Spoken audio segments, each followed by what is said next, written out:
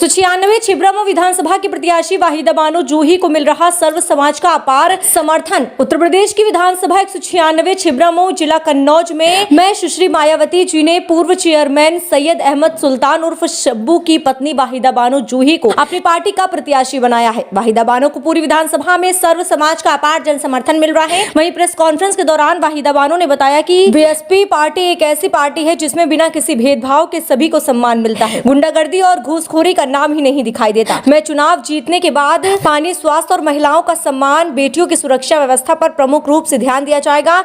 मेरे शौहर का सपना था कि विधायकी का चुनाव लड़ूं, लेकिन विधानसभा का चुनाव आने से पहले ही उनका इंतकाल हो गया। मैं और मेरे बेटे ने उनका सपना पूरा करने की ठानी और बहन जी ने मुझे टिकट दिया और मुझे सर्व समाज का समर्थन मिल रहा है। मैं भारी मतों से जीतकर विधानसभा जाऊंगी।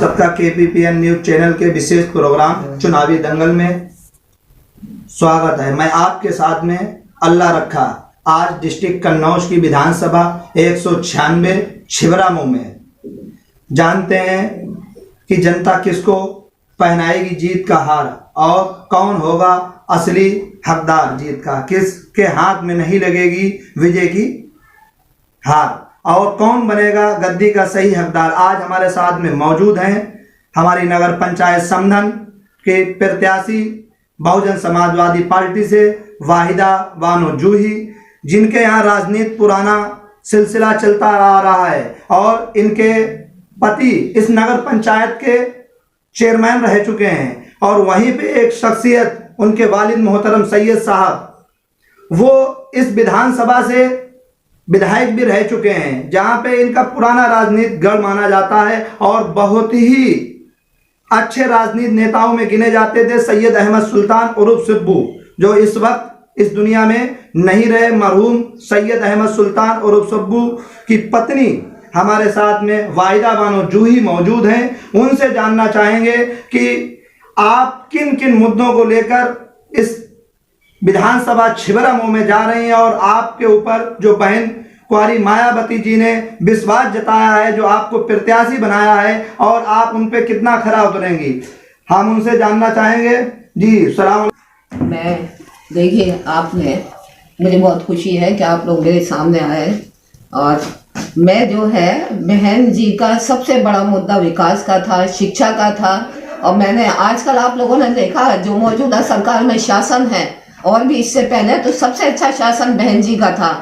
एक विकास का वो था, एक एडमिनिस्ट्रेशन था जो हमारी बहन जी का सबसे अच्छा था। जब भी बहन जी आती थी किसी ज़िले में तो प्रशासन सतर्क हो जाता था और आज आपने देखा गरीबों की आवाज़ सुनने वाला कोई नहीं है। इतने बलात्कार होते हैं, इतने क्राइम होते हैं, कोई नहीं बोलता, कोई आवाज़ नहीं सुनता।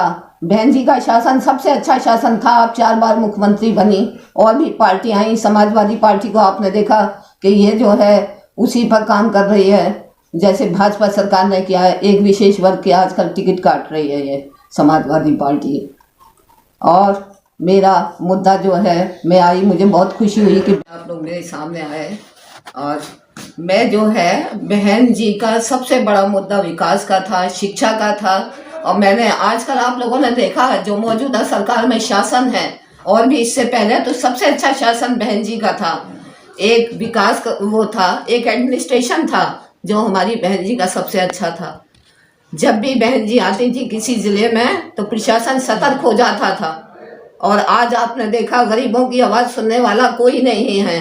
इतने बलात्कार होते हैं, इतने क्राइम होते हैं, कोई नहीं बोलता, कोई आवाज़ नहीं सुनता। बहन जी का शासन सबसे अच्छा शासन था। आप 4 बार मुख्यमंत्री बनी और काम कर रही है जैसे भाजपा सरकार ने किया है। एक विशेष वर्ग के आजकल टिकट काट रही है ये समाजवादी पार्टी।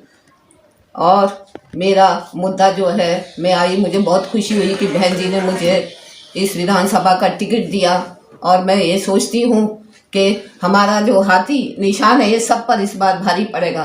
पिछली बार दलित वोट कटा था, उन लोगों ने देख लिया दलित उत्पीड़न कितने हुए इस शासन में। ये पति जो चेयरमैन रह चुके हैं और आपके ससुर भी विधायक रह चुके हैं, क्या इस महल में दोबारा से वो रोशनी, वो चमक वापस आने वाली है? क्या उस राजनीति को आप दोबारा से परिवर्तन में ला रही हैं? उसमें कितना आप कामयाब हो सकती हैं? मुझे पूरा यकीन है कि मैं उसमें कामयाब होंगी मैंने इस संदन में भी काफ़ी काम किए हैं, चाहे विधवा पेंशन हो, चाहे विकलांग पेंशन हो, चाहे कुछ भी हो, मैंने सबका साथ दिया है। अब मुझे लगता है कि वो खुशी दोबारा वापस आएगी और मैं विधायक बन के वहाँ पहुँचूँगी, जैसे हमारे ससुर विधायक बन के पहुँचे थे। आज काफ़ी समय के बाद मुझे ऐसा लगता है। और लोगों के बीच में क्या क्या आप नया कुछ करेंगी आने वाले समय में? आने वाले समय में सबसे पहले शिक्षा का काम होगा जी। और सबसे पहले महिलाओं की शिक्षा का काम होगा, क्योंकि हमने देखा कि लोगों में शिक्षा कम है। तो सबसे पहले प्राइमरी स्तर की जो शिक्षा होती है उसको हम मजबूत करेंगे।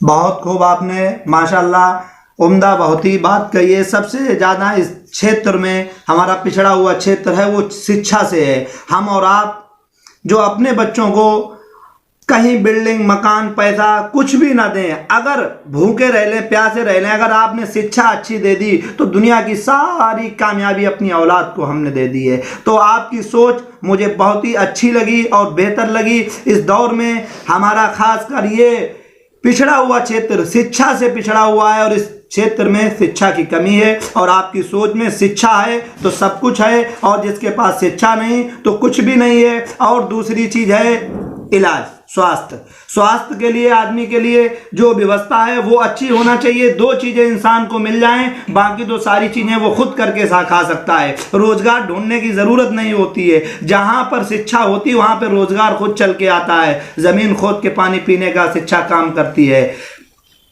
ठीक है, मेरे चैनल से जुड़े रहने के लिए बहुत बहुत धन्यवाद, शुक्रिया।